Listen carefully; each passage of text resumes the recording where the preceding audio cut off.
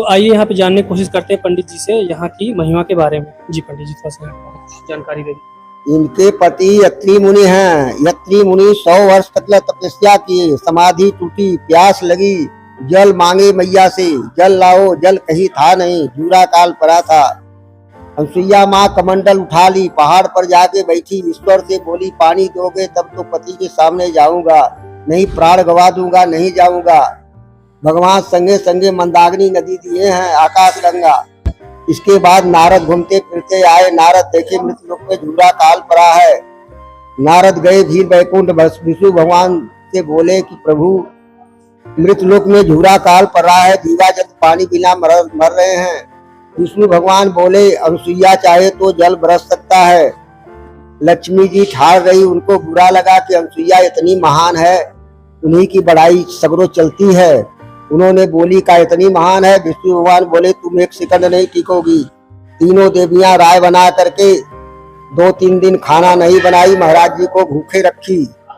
महाराज जी यहाँ फिर आए, तीनों जन मैया से अलग जगह है। मैया 2-3 दिन के भूखे हैं। मैया खाना बनाई, तैयार करी, कही कि खाना बन गया बाबा। देव लोग बोले कि इसे नहीं खाऊं मैया, पलथी पर बैठा करके खिलाओगे, पर्द का होके तब खाना खाऊं, नहीं चल जाऊंगी भूखा।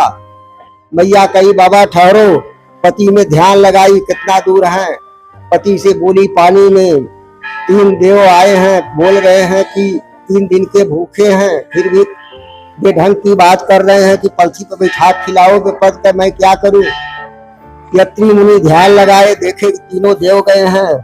यत्री मुनि बोले अनुसुईया माँ से कि तुम्हारी परीक्षा लेने आए हैं। मैया कही ठीक है। मैया कमंडल में पानी ली, मंत्र पढ़ के छींक दी। तीनों जने बालक हो गए, छोटे छोटे 6-6 महीना के। देवी लोग 2-3 दिन में भूत उतर गया। देवी लोग आई, मैया से क्षमा मांगी, मैया क्षमा करो गलती की, मेरे पति को बालक को बड़ा बड़ा बना दो। मैया बड़ा बड़ा बना दी। तीनों देव वही वरदान देकर गए हैं कि मैया तेरा पुत्र बन के आऊंगा। विष्णु भगवान के अंश से दत्तात्रेय आए हैं, चंद्रमा आए हैं ब्रह्मा के अंश से, दुर्वासा ऋषि आए हैं भोलेनाथ के अंश से। यही कहानी है मैया की। जी थोड़ा सा यहाँ के बारे में थोड़ा जानकारी दीजिए, कैसे यहाँ पर माँ सीता आई थी और कैसे यहाँ क्या महिमा? ये माता अनुसुईया अत्रि मुनि महाराज की तपोभूमि है। यहाँ जो है तो तपस्या करके माता अनुसुईया ने मंदाकिनी को प्रकट किया था। यहाँ से जब अत्रि मुनि महाराज को यहाँ प्यास लगी थी ना, तपस्या में लीन थे, तब माता अनुसुईया ने यहाँ जो है तो अपने पतिव्रत धर्म निभा के जो है तो यहाँ कोई जल भी नहीं था। यहाँ के पशु पक्षी जानवर आदि जो है पेड़ पौधे सब सूख गए थे। तब माता अनुसुईया ने यहाँ जल प्रकट किया था अपने तपोबल से, पति धर्म से। तब यहाँ से मंदाकिनी प्रकट हुई थी। ये जो माधुरी नदी चल रही है, यहाँ से धाराएं जो बहती है वो मंदाकिनी माँ की है। ये बाद में कैमरामैन से कहूँगा थोड़ा सा अपना माता जी लोग को दर्शन करा दीजिए, ग्राहकों को जितने भी अपने दर्शक हैं। सतियों में महासती माता अनुसुईया। महाराज जी को बहुत बहुत धन्यवाद देते हुए लोग आगे की ओर चलते। महाराज जी जैसे कि आप देख रहे हैं ये स्थान श्री महाराजाधिराज मध्य गजेंद्र नाथ सरकार का दिव्य स्थान है। यहाँ ये जो देख रहे हैं शिव जी, एक जलहरी पर एक साथ 4 शिव जी हैं। इनके महत्व के बारे में मैं आपको बताना चाहूँगा। सर्वप्रथम जब सृष्टि की रचना हुई तो स्वर्ग लोक से धरती पर ब्रह्मा जी का आगमन होता है। ब्रह्मा जी यहाँ धरती पर आकर के 30 धनुष के आकार का लंबाई चौड़ाई का जगह है। उस जगह के अंदर में 108 यज्ञ वेदियाँ तैयार करते हैं। 108 यज्ञ वेदियाँ तैयार कर उसमें ब्रह्मा जी 108 बार ही यज्ञ करते हैं। प्रथम द्वितीय तृतीय इस तरह से करते हुए 108 बार यज्ञ किए। जब संपूर्ण यज्ञ पूर्ण हो गया तो अंत में उनकी पूर्णाहुति दी। इन सारी प्रक्रिया से भोलेनाथ जी अति प्रसन्न होते हैं और प्रसन्न होकर स्वयं प्रकट होते हैं। वो स्वयं जब आप प्रकट हुए उस वक्त इनकी स्थिति एक विशालकाय मत वाले ऐरावत हाथी के समान थी। इस वजह से इन्हें देखते ही इनको इनका स्वरूप देखते ही ब्रह्मा जी ने इनका नामकरण किया। इनका नाम रखा गया मत्स्य गजेंद्र नाम। मत यानी मत वाला, गज यानी हाथी, और इंद्र यानी राजाओं का भी राजा, महाराजा। तब से बाबा का नाम पड़ा मत्स्य गजेंद्र नाम। तत्पश्चात ब्रह्मा जी इनसे हाथ जोड़कर निवेदन करते हैं कि प्रभु आप धर्म की रक्षा हेतु सशरीर रूप धारण करें, सशरीर रूप धारण कर यहाँ का राजा बने और अखंड रूप से। उस वक्त चूंकि भोलेनाथ जी बहुत प्रसन्न थे, सो ब्रह्मा जी को तुरंत वरदान दिए, बोले तथास्तु। तब से लेकर आज तक बाबा यहाँ सशरीर रूप में राजा बनकर के अखंड रूप से वास कर रहे हैं। चूंकि वर्तमान का समय कलयुग है, इसलिए आपको और हमें प्रत्यक्ष दर्शन न देकर शिवलिंग के रूप में दर्शन दे रहे हैं। अब बाबा को राज्य करते करते समय बीतता है और समय के साथ साथ युग बीतता है। सतयुग का आगमन हुआ और पूरी तरह से बीत गई। तत्पश्चात जब त्रेता युग का आगमन हुआ तो त्रेता युग में मर्यादा पुरुषोत्तम प्रभु श्री राम जी का जन्म होता है और जन्म के कुछ समय उपरांत उनको वनवास मिलता है। तो अपना वनवास कालीन समय व्यतीत करते करते यही चित्रकूट आते हैं। जब यहाँ आते हैं तो अपने लघु भ्राता लक्ष्मण से कहते हैं कि भैया यहाँ एक राजा जी रहते हैं, आप उनके समक्ष जाइए और जाकर उनसे हमारे यहाँ ठहरने की अनुमति लेकर आइए। लक्ष्मण जी बहुत ही आज्ञाकारी भाई थे, सो प्रभु के आदेशों का पालन करते हुए दौड़ते ही यहाँ आते हैं। जब यहाँ आते हैं तो क्या देखते हैं, एक संत जी अपने ध्यान में लीन रहते। लक्ष्मण भैया को ना ही कोई राज दरबार दिखता,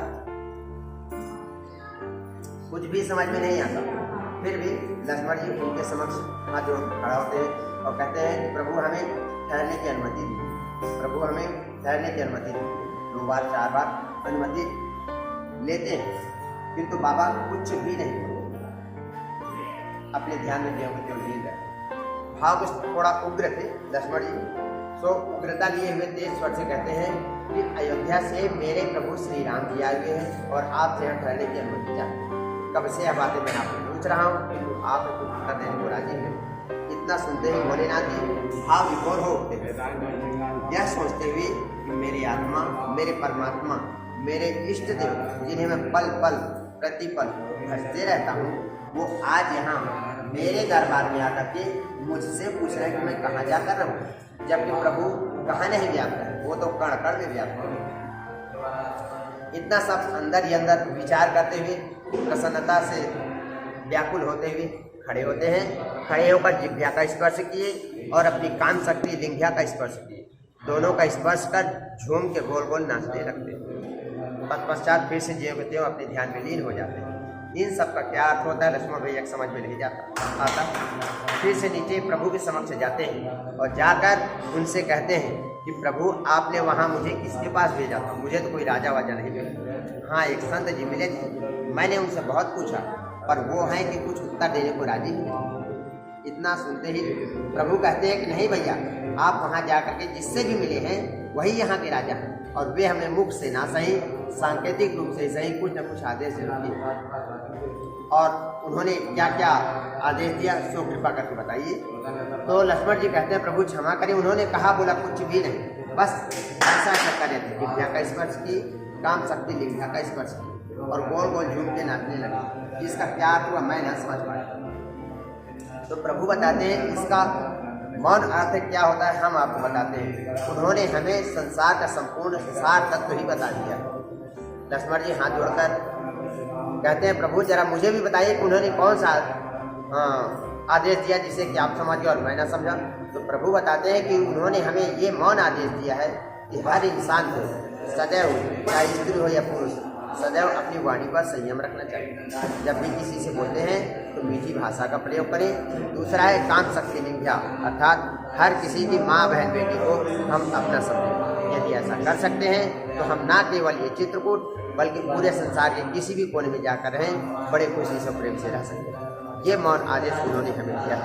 लक्ष्मण जी कहने लगे प्रभु क्षमा करें, मैं नादान बालक, मैं ना समझ पाया। जो कि प्रभु राम जी मर्यादा के अवतार थे, सो बाबा के आदेशों का अक्षरशः पालन करते हैं और चित्रकूट में 11.5 वर्ष तक वास किया। जब 11.5 वर्ष का समय व्यतीत हो चुका, यहाँ से प्रस्थान करने लगे तो जाने से पूर्व पश्चिम की दिशा में जो शिव जी आपको दिखाई दे रहे हैं उनकी स्थापना स्वयं प्रभु राम जी अपने हाथों से करते हैं। जो उत्तर की दिशा में शिव जी दिख रहे हैं उनकी स्थापना महाश्री विद्वान सुइया के पति अत्रि शिव जी करते हैं। और आपके जस्ट सामने ये जो बड़ा सा शिव जी दिख रहा है इनकी स्थापना उसी वक्त अगस्त्य शिव जी यहाँ करते हैं। इस प्रकार से यहाँ पर एक जलहरी पर एक साथ चाचा शिव जी विराजमान हैं और ये चारों धर्म, अर्थ, काम और मोक्ष को प्रदान करने वाले हैं। आप सभी भक्तगण यहाँ आकर के सच्चे मन से करुण भाव से पुकार के जिस किसी चीज की कामना प्रार्थना करते हैं वो अवश्य ही पूर्ण होता है। ऐसा दिव्य जगह प्रेम से बोली बाबा मदगजेंद्र सरकार की ज्ञान के कुंड धाम है जिनके नाम से बोला जाता है। जिस समय भगवान को वनवास हुआ था त्रेतायुग में 14 वर्ष का, उस समय प्रभु श्री राम जी यहाँ चित्रकूट में 11.5 वर्ष निवास किया। उसी समय माता जगत जननी सीता माता यहाँ स्नान के लिए कुंड यहाँ मैया स्नान करती थी। स्नान करके हवन वेदी है मैया अपने हाथों से बनाया है। इसमें गायत्री मंत्र का जाप करा के हवन और यज्ञ कराती थी। ब्रह्मा जी उनके पुरोहित थे, ब्रह्मा जी पूजन कराने के लिए आते थे। स्नान पूजन के बाद यहीं बैठ करके मैया श्रृंगार करती थी। ये जो चरणों के दर्शन हो रहे हैं ये माता जी के साक्षात चरण पादुका है। लाखों वर्ष पुरानी मैया की धरोहर त्रेतायुग की निशानी है। उस समय यहाँ न कोई मंदिर थे ना कोई मकान थे, घनघोर जंगल थे। इन्हीं पत्थरों में भगवान रहते थे, बैठते थे, संत सभाएं करते थे। इन्हीं के नाम से जानकी कुंड धाम बोला जाता है जो चारों धाम में पहला धाम। ये महात्मा है। बोलो सच्चे दरबार की। जो ऐसा पत्थर सारे चित्रकूट में नहीं। यहाँ भगवान रामचंद्र जी माता जानकी का श्रृंगार किए थे फूलों का गहना बनाकर। तभी इंद्र का लड़का जयंत कौवा का रूप बनाया और माता के पैर में चोट मारा। जब खून बहने लगा भगवान ने तिनके का बाण मारा। कौवा तीनों लोग तो लगा लेकिन कोई बचाया ना। तब भगवान कौवा की एक आंख खोल देते हैं। आज भी कौवा एक आंख का होता है। कौवा एक आंख। इधर देखिए ये कौवा की आंख है, ये भगवान का बायां पैर है, ये घुटना और ये अंगूठा है। जब घुटना टेक करके भगवान ने बाण मारा। बेटा यहाँ राम बैठे, यहाँ माता जानकी बैठे। ये माता का पैर है। पीछे लखन किला, ऊपर मंदिर, सामने यज्ञशाला जो यहाँ दीपावली के 3 दिन पहले से महाविष्णु यज्ञ हो रहा है। धनतेरस इतना है यहाँ पर। अब आप परिक्रमा लगा सकते।